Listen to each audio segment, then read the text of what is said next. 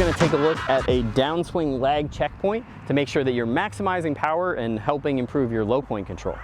So lag is one of those concepts that I find many golfers are still confused about how to get it. We see it on video, but everybody, a lot of golfers, when they try to create it, they don't actually make any improvement on video, right? So they're trying to get into this position here, and when they think about either holding the wrist up or back like this, it still gets behind them just like this.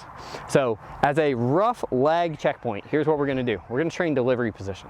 So I'm gonna put the club in front of my belly button, or just behind my belly button, so that the grip is even with my belly button, just like this. And compared to my shoulder, the edge of my trail hand or my right hand is in front of the shoulder, just like this.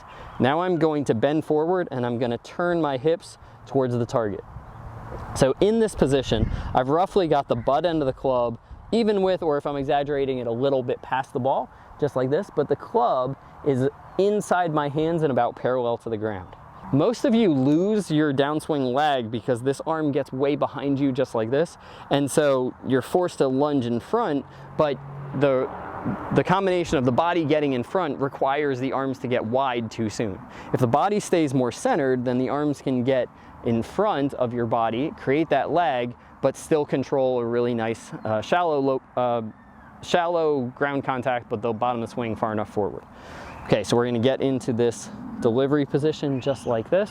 And then for the drill, what we're gonna do is we're just gonna get used to applying the end of the swing. So from here, we're gonna turn our body to impact, and we're just going to extend those arms through just to get used to hitting the golf ball from this position.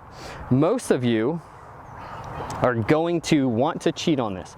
Most of you are going to want to throw this behind you like this. So when you start here, you'll take it back and you'll kind of get behind you just like this. I would recommend either using a mirror or a camera so that you can make sure that you're not cheating that way. So arms in front just like this, and then I'm going to release the club through. So in the next part of the video, we'll take a look at it from the GoPro, or my perspective, so that you'll be able to imagine and visualize where we want to get these arms a little bit easier. Okay, so now looking at the lag checkpoint, I'm basically getting into this delivery position where my hand is in front of my shoulder, not back here, and the butt end of the club, you'll see from the camera, is pretty much in line with the golf ball. From here, because I'm right eye dominant, it looks like I'm a little bit ahead of it, but I know from face on it's pretty close to in line. So if you are used to the club being parallel back here, you can see how much more room I have to kind of like scoop it on the way through, versus if I'm here, when I go to release, it's going to tend to strike much further forward. You can see how that angle of attack and the low point is going to move dramatically depending on that delivery position. So now the delivery and go drill, I'm going to preset this position, and then from here I'm just going to turn my body and extend my arms, and you'll see that the club is going to make pretty good ground contact. So I'm setting up in this delivery position. From here, I'm just going to turn and extend, and I'm going to make sure that I don't bring the club back, so then I can do my normal scoop pattern. Once you've figured out that delivery position, then it's just a matter of going up to the top of the swing and using your body to pump the club down into that position instead of pulling so much with my arms. When I tend to pull down with my arms, I'm gonna also tend to release the angle a little bit early.